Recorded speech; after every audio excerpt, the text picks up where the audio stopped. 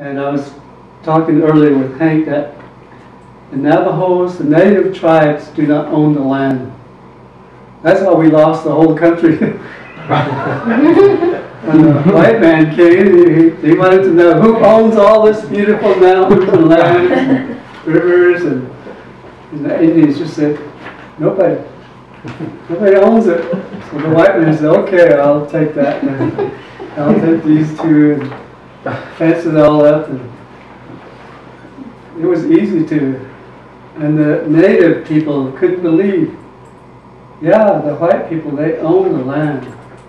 They even write it down on paper.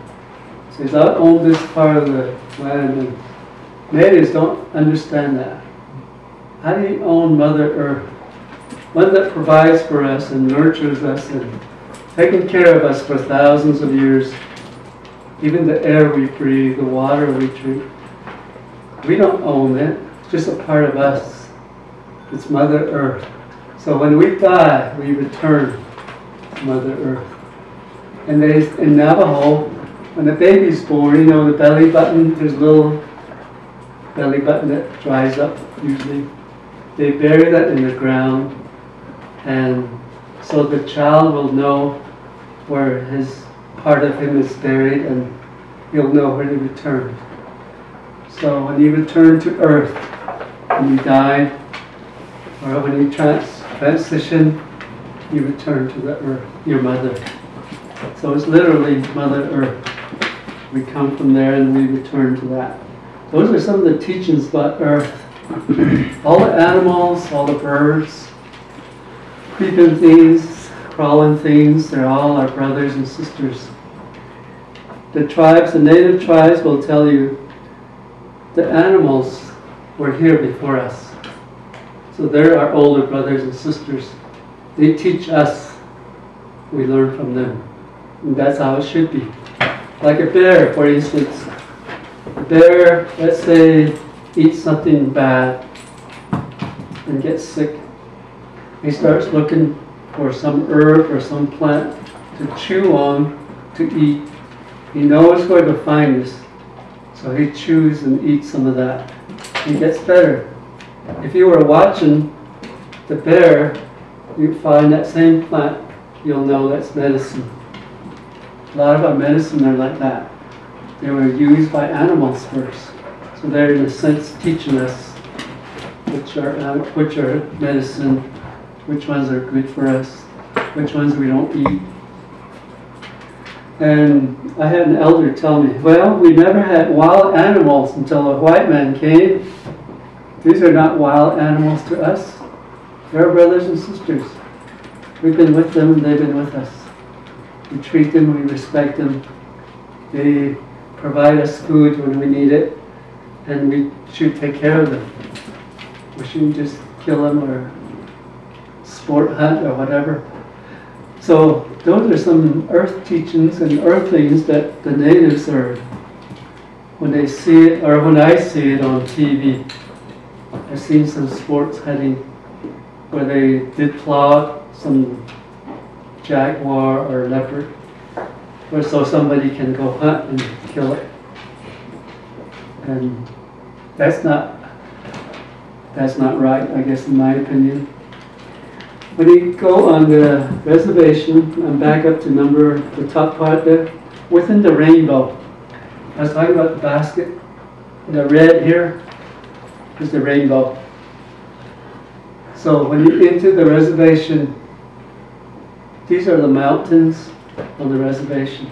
We live within these mountains, and the rainbow surrounds the reservation, figuratively. So rainbow represents happiness, represents peace, represents moisture. All things are good and beautiful. They say the sacred beings or deities travel on the rainbow. So when you see a rainbow, you should pause and maybe bless yourself with it. You know, or with the sunrise, sunshine. Bless yourself all the time, is what they say. My father was a medicine man, did the blessing way ceremonies for people, and he always taught us When you rise in the morning, first thing you're going to do, offer the corn pollen to the east. To the east is your beginnings.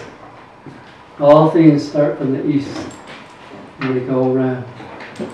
And they say east, when they build their hogan, if you ever seen a Navajo hogan, which way is the doorway? There's one door to the east. It's a round dome-like shape with just one doorway and a chimney on top.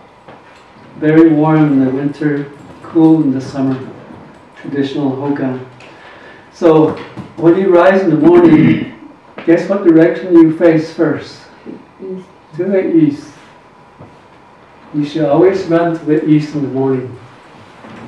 Go about 2 or 3 miles and get your heart going, your mind going, make your prayers. So there's 4 things. Another 4.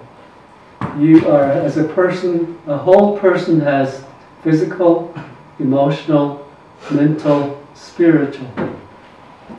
You're made up of those 4. The 4 aspects, they call it. You should dwell on those or focus on those 4 every day. It'd be good to start with the spiritual at first.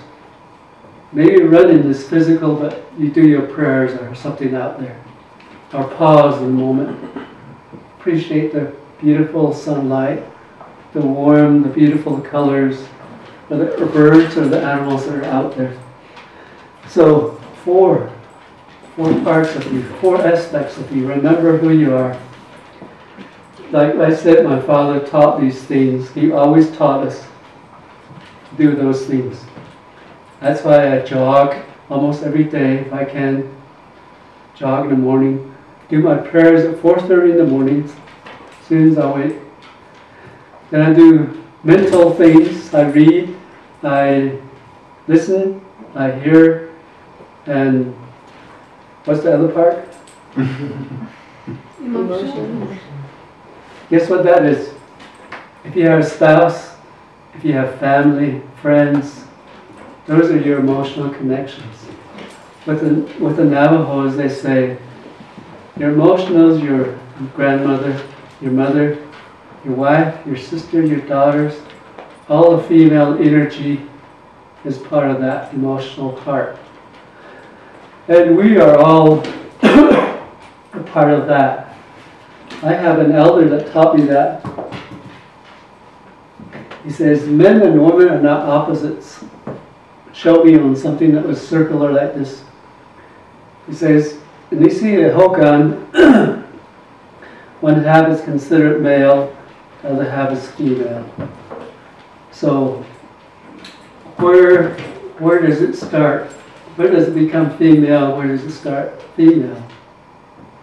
Nobody can really say. Because all of us, if we go one direction, let's say the men go towards the female, there are some things that are part of us that are seen as female or feminine. Same with the women. You go towards the men, some parts of you are men-like or more masculine. So there's really no division exactly. You can say start exactly here, exactly there.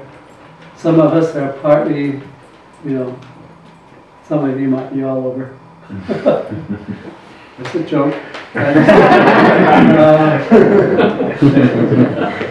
So what he was telling me, this elder, is there's no opposites. It's one part of the whole. Male and female are not opposites. And that's true with a lot of things in a native way. We don't speak about opposites. We talk about just being part of. You go one direction more, you become closer to that side, or either way. So look at things like it's all part of one, not opposites, not contrasts, not conflicts, but just we're all one. I like that expression that people say, we're all in this boat together.